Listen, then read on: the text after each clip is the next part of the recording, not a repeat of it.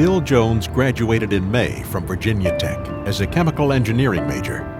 The day of the shootings, I woke up and was headed to class actually a little early. I heard the gunshots first. It was heartbreaking and, like I say, very confusing. Very confusing. You didn't really know exactly what had happened. It was just almost surreal at that point. On the morning of the shooting, Sandy Violand received a call from her son, Clay. The first thing he said is, "Mom, I'm alive." And I said, "What are you saying?" He said, "Mom, I'm alive, but I'm safe. And he said, "Sit down." He said, "There's been a shooting." And I literally fell to the floor on my knees. I literally fell to the floor. A junior at Virginia Tech, Clay had miraculously survived the shootings inside his French class. All the names and all the connection from all the different boards, from people to people. It's really tough to see it.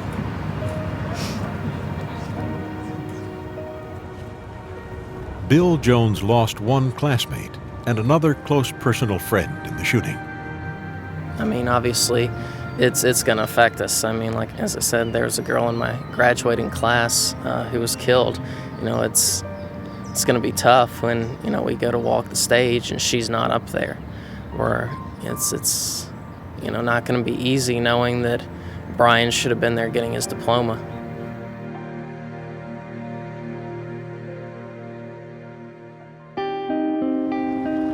Jake Lakowitz graduated from Virginia Tech in 2006. He returned to campus as a chaplain with the Billy Graham Rapid Response Team. I lost a close friend that day, and I knew that I wasn't going to escape the list of students or faculty that were killed or injured.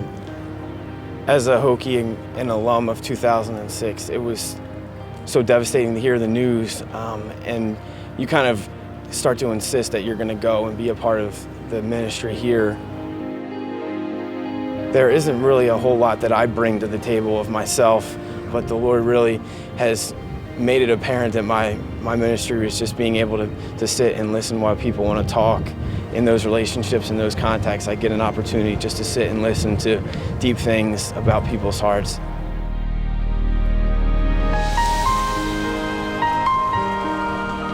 Wes Bartz is a campus minister at Virginia Tech. As far as our ministry, I think that's our particular calling and how we could be a witness to the hope and the reconciliation of Christ here on campus.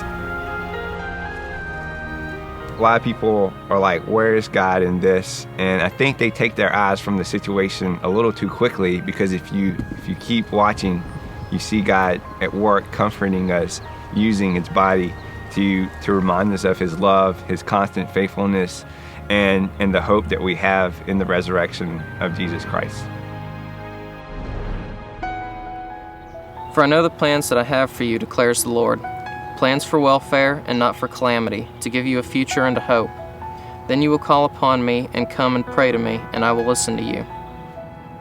I only knew two of them. You know, I don't know the personal faith of all the other ones, but you sit there and you can't help but wonder. It's like, how many of them knew Jesus? How many knew? I knew that the Lord was going to have to really make this a disaster project that was focused on revival, and that's what I'm here to try to do today, and turn this from a tragedy to revival, to spread the love of Christ. Knowing Jesus makes a difference because it gives me hope. Hope that no matter whether we live or die, that we will live in eternity with him. And I can't imagine going through life not having that.